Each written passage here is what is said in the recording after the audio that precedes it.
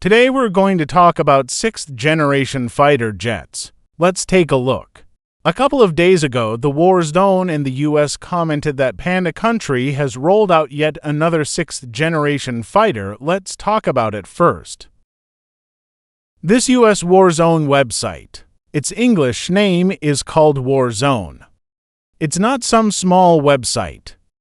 It's a must-visit site for global military enthusiasts. So, what it says carries a certain degree of credibility. That's because we haven't made any official announcement here. So, the following content comes entirely from the War Zone and its commentators' articles, as well as wild guesses from countries all over the world about Panda Country's third 6th-generation fighter jet. All you can do is make the wildest guesses. I mean, who's ever actually seen it? It's highly classified. So today's episode is just for fun. Just looking at what's being said abroad by those enthusiasts or perhaps professional soldiers about Panda Country's third 6th-generation fighter jet. Whether what they say is true or false, whether it's fear-mongering or not. Anyway, after listening, I felt really delighted.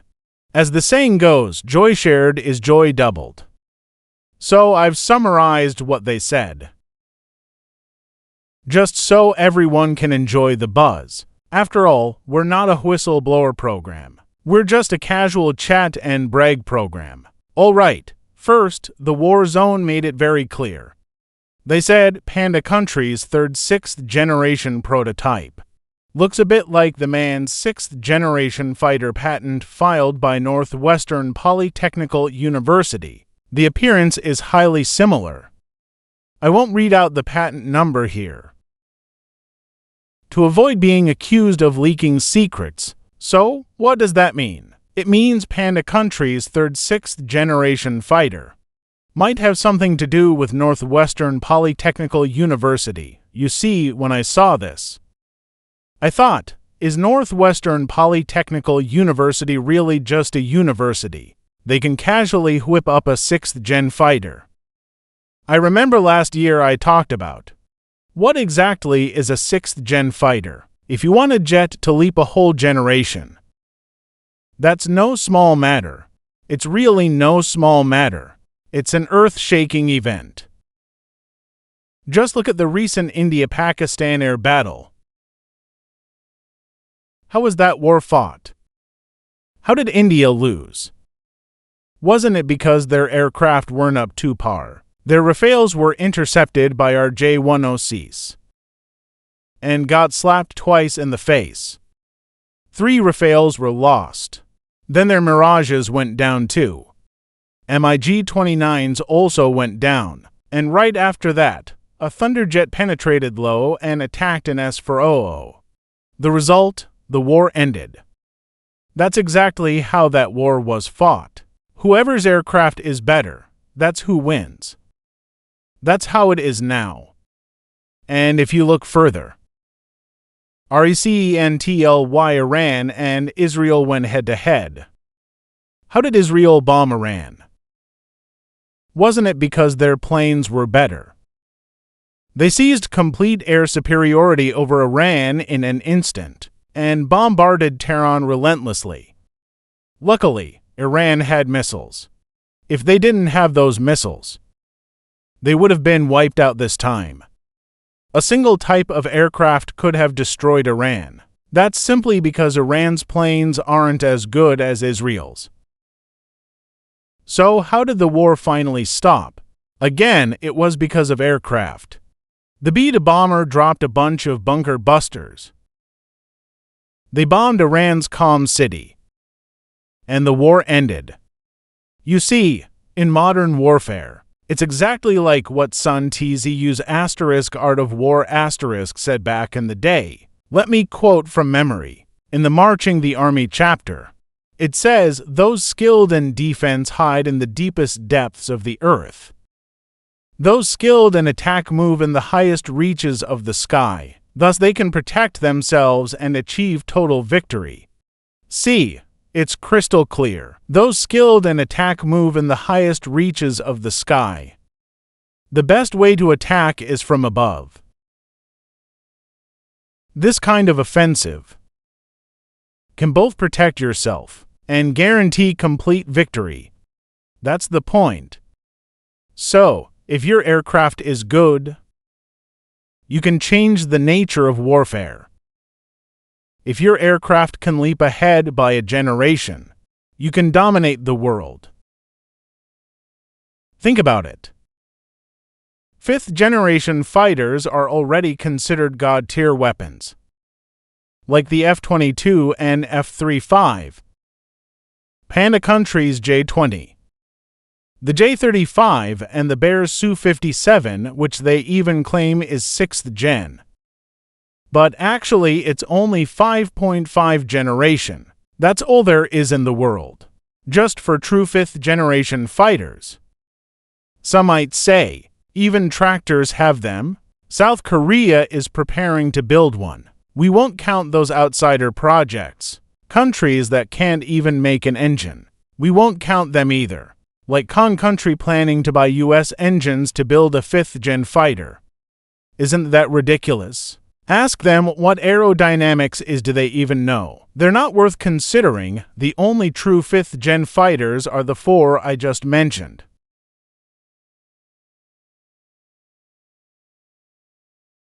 That's it, and already 5th-gen fighters are planet-dominating weapons.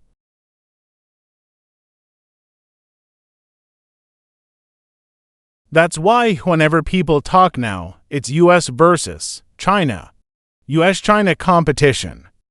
Why? Because both have 5th-generation fighters. But now Panda Country has rolled out 6th-generation jets. And just half a year ago, they unveiled 2 at once. Imagine how America feels. Damn, will it still be US-China competition after this? What will I compete with? Use 5th-generation fighters to go against 6th-gen ones. So they ran a war game simulation and found that to counter China's 6th-gen fighters, they could only use swarm tactics with their 5th-gen fleet. They'd have to revive the spirit of aerial bayonet combat. Otherwise, there's no way. They're a whole generation behind. So I remember when the 2 6th-gen jets were unveiled. Over at the Pentagon, traffic was jammed that night. They had to work overtime, and within a 5-kilometer radius. Every pizza shop had booming business. People didn't go home from the office. They held meetings all night. What do we do now? This won't do. Panda's got 6th-gen fighters now. What's our plan going forward? Still fight bayonet style with them? Aerial Xiangyang. They didn't even do that in World War II. So they were really out of options.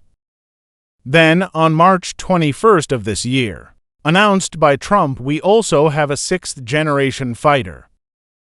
The name has already been decided. It's called the F-47. Why is it called the F-47? Because I am the 47th President of the United States. So, it's called the F-47. See, now we're fine, right? We also have a 6th-generation fighter. See, if he says he has one. And then adds the name F-47 and explains why it's called F-47, that's worse than saying nothing at all. The whole world might have believed him, and fortunately, he explained it. Why is this plane called the F-47? Trump explained it's because he's the 47th President of the United States. See, by saying that, it means before he became president last year, their so-called 6th-generation fighter didn't even have a name. So, this time, when they announced the 6th-generation fighter, it was just made up. Not even recently developed, completely fabricated. The name is brand new, and I'm not making a wild guess here. It's because in the past few months, the F-47 project involved Lockheed Martin, Boeing, and Northrop Grumman competing for the bid.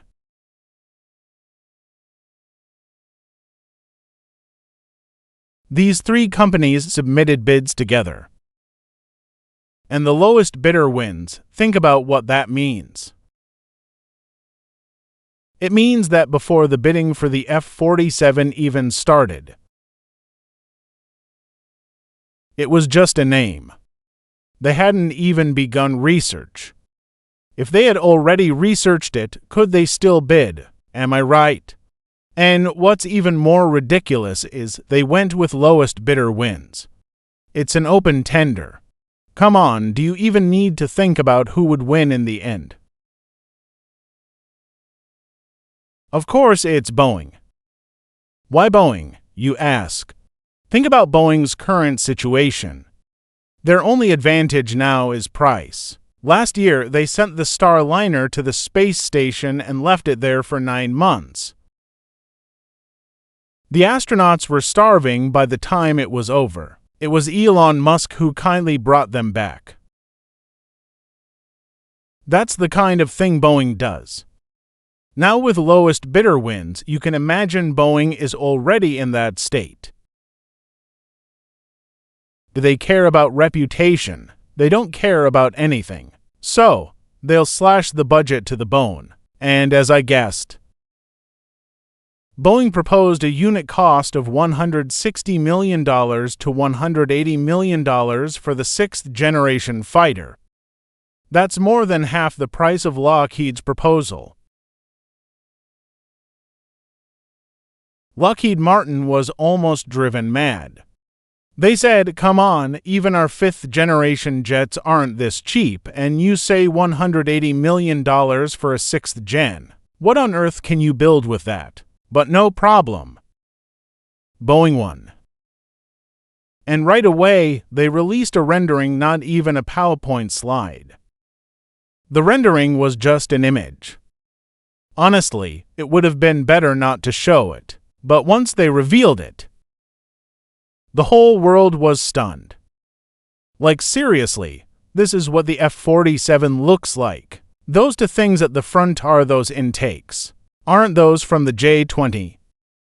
It's got a pure copycat vibe, and I'm not the one saying this. It's what American newspapers said. They drew a wave of mockery, saying the American F-47 borrowed the J-20's intake layout?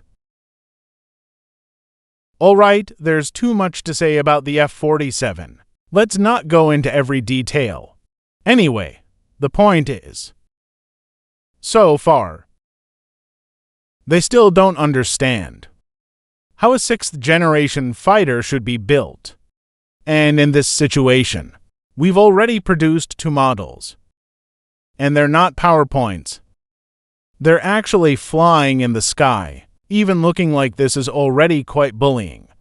But what I didn't expect was, just a couple of days ago, the 3rd model was released.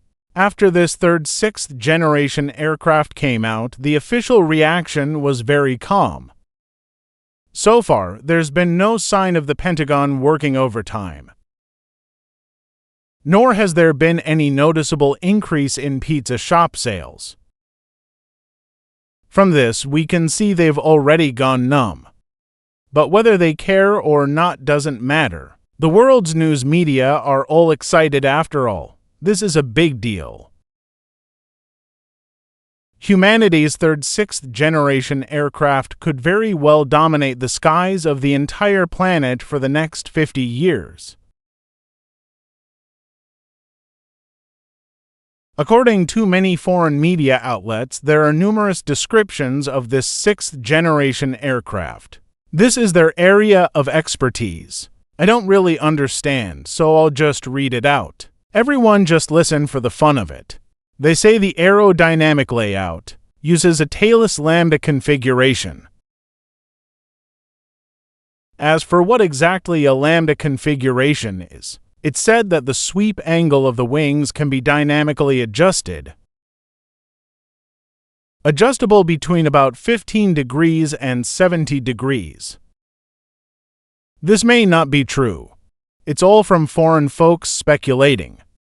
It's also said to use a fully integrated airframe design. Listen to this. Fully integrated, they say. Its radar cross-section, that are CS, is less than 0.0005 square meters. That's about 1/200th of an f/2. I have no idea how they calculated that from just one photo. Maybe they're professionals, but I suspect it's just guesswork too. Just taking one look at a photo and figuring out the radar cross-section. That's why I say this world loves to mythologize.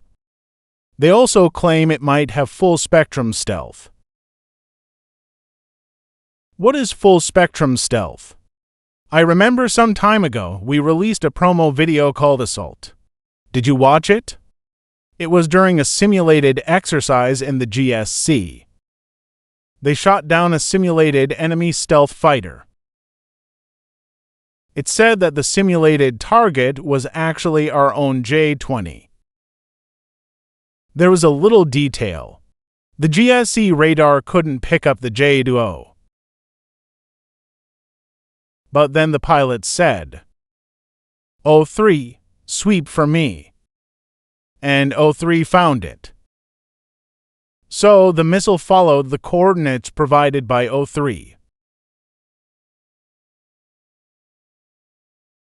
It flew until it was very close to the J-20. Then the active radar of the air-to-air missile opened its eyes, locked onto the target. Once the missile's active radar locks onto a target, that aircraft is basically done for. What does radar opening its eyes mean? It means the air-to-air missile, guided by a data link, flies close to the enemy aircraft, within about 10 kilometers.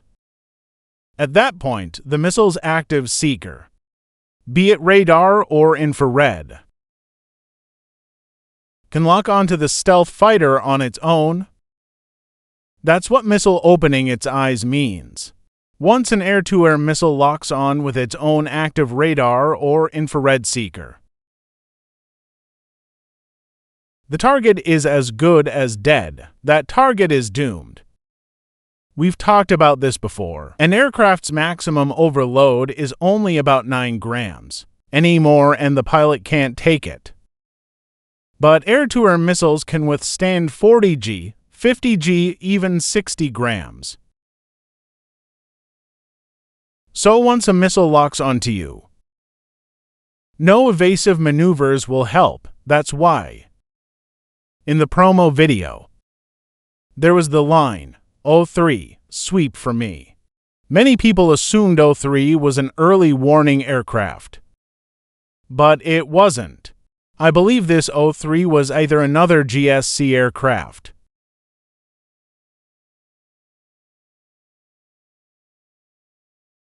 either it's ACC, a cooperative combat aircraft. That is, an intelligent drone. Why?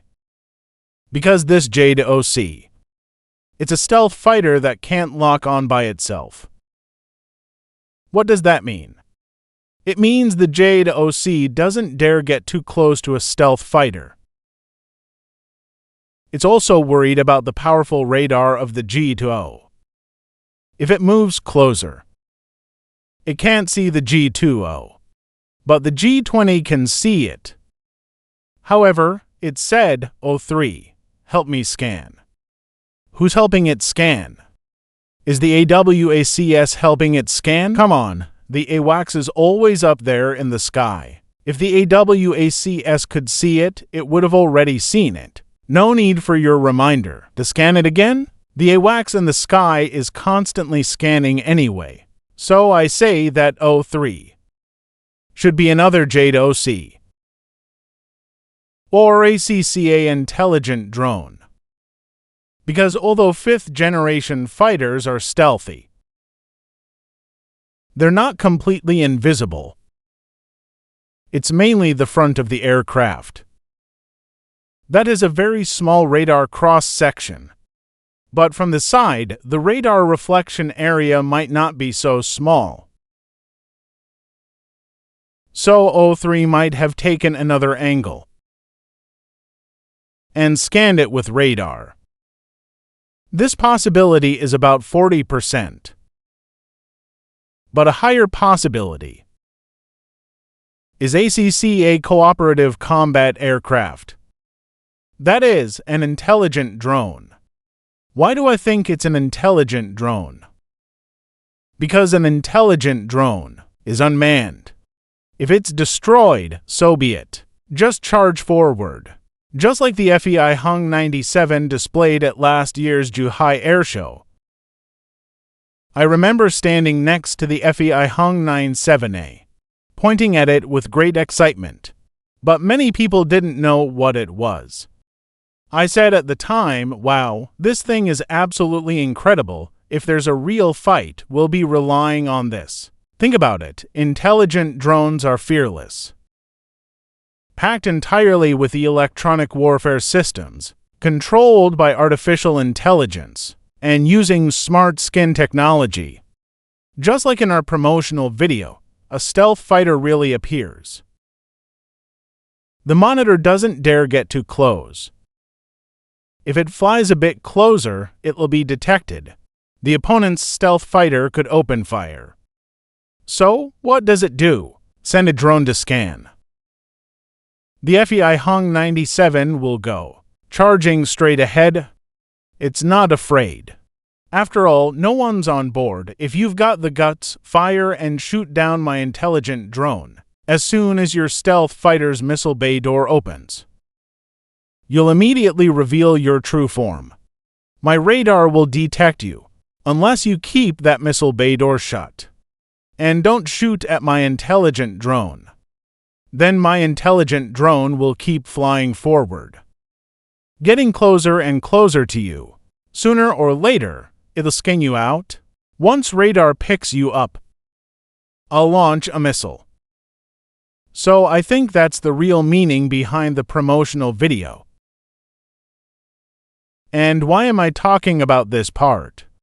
It's definitely not going off topic. Instead, I saw that many foreign analysts analyzed Panda's third type of 6th-generation aircraft. It is actually a CCA. A cooperative combat intelligent drone. In other words, the 6th-generation intelligent drone has come out. You see, at this point someone said, "Don't we already have one? Didn't you just mention the FEI Hung 97A? We already have intelligent drones. Then why make a new one?" You need to understand. This FEI Hung 97A is whose intelligent drone. It's actually the intelligent drone for the J-16. And later. Because this intelligent drone, in future warfare, especially in system-based warfare, is an indispensable relief asset. As so, they gritted their teeth again, and for the J-OS, also made an intelligent drone. That means our 4th-generation fighters also use the FEI Hung 97A. Our 5th-generation fighters also use the FEI Hung 97A. Now Panda has already rolled out a 6th-generation fighter, and its intelligent drone still uses the FEI Hung 97A. You think that's acceptable? You've got to upgrade to something high-end. It's like when you're eating lamb skewers. You drink that white bottle liquor. But now you're eating sea cucumber and abalone in a private dining room. Having the good stuff? You should be drinking that red bottle premium liquor. It's so much better. You've got to pair it with good wine, right? And this bottle is 180 yuan. You can't even show up with the old stuff. So half a year after our 6th-generation fighter came out, this third type of 6th-generation aircraft appeared. A group of foreign experts studied it and eventually concluded this could very well be Panda's 6th generation CCA unmanned drone. In system-based warfare, you need to match things up. What is system-based warfare?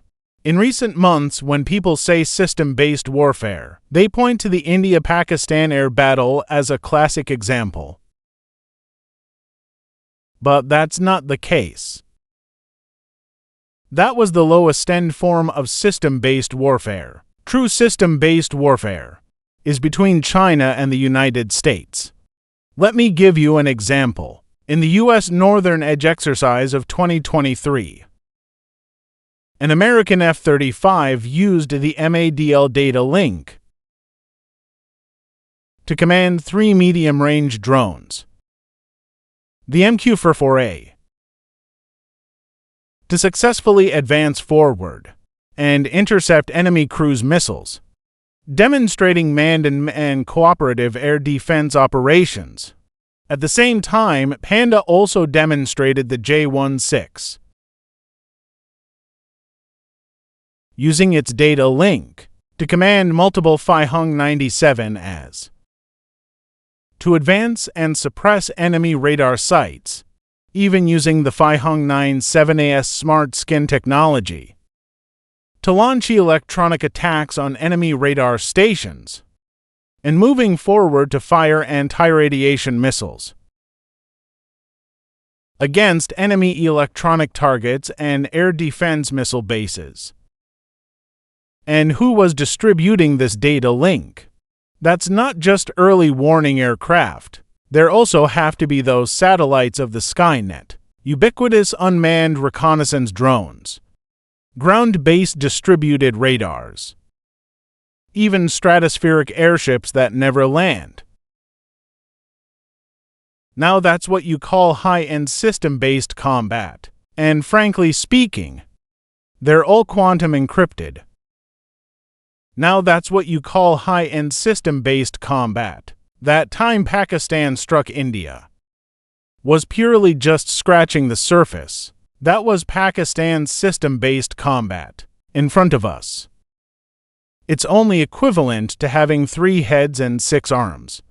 It's nowhere near our grand celestial rank.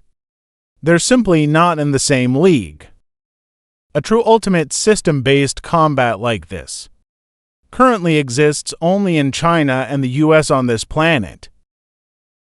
But this year, the Panda is already playing with 6th generation.